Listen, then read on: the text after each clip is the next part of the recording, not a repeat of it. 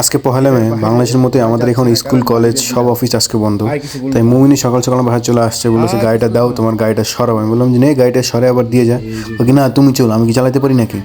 কিন্তু এই বান্দা ভয়ে যে ঘর থেকে বেরোবে, সামনে একটা বিড়াল দেখে আমার হাতে আর বেরোতে পারতেছে না। আজকালকার পোলাপান ভাই এত ভয় পায়, আমরা ওদের সময় যে কি পরিমাণ যে জাউরামি করতাম। তারপর আর কি হাত থেকে বের হচ্ছে, এর মধ্যে আর বন্ধ দিন বের হইলে কোনো একটা কাজ দিয়ে দিবে। ঘরের বউ বলতেছে যেহেতু যাচ্ছ মরাটা ফালাই যাও, কি আর করার, আর মরা ফালাই যাচ্ছি। এবং সে লিস্টও দিয়ে দিয়েছে কী কী সবজি আনা লাগবে আজকে বন্ধের দিন।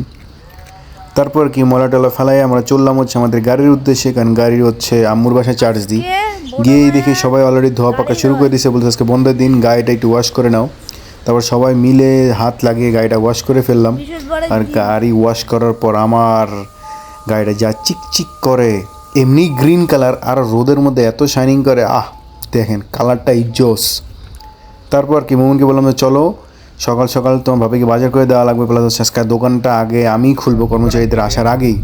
সাথে আছে মুমিন। তারপর আর কি মোমিনের আমি চললাম আমার দোকানের উদ্দেশ্যে। এর ফাঁকে ওর ভাবিকে আমরা সবজি কিনে দিয়ে আসছি, কিন্তু এটা কিন্তু ভুলিনি কখনো, ভুললে কিন্তু ঘরে আগুন লেগে যাবে। তারপর চলে গেলাম, দেখলাম পাশের দোকানদার অলরেডি দোকান খুলে ফেলছে। আমার দোকানের লোক এখনই আসেনি, আজকে ওর খবরই আছে। যখন এসে দেখবে আমি দোকানে চলে এসেছি ওর আগে, ওর খবরই আছে। তারপর কি এই ফাঁকে সকাল সকাল তো, তাই ভাবলাম যে দোকানে একটু লাইটের কাজটা করে নিই। করতে না করতেই মোমিন ফোন দিয়ে বলতেছে, ওর ফোনে ফোন চলে আসছে, ওর নাকি কোন ফ্রেন্ডরা ওর বাসায় আসছে, এখনও আমার সাথে থাকবে না।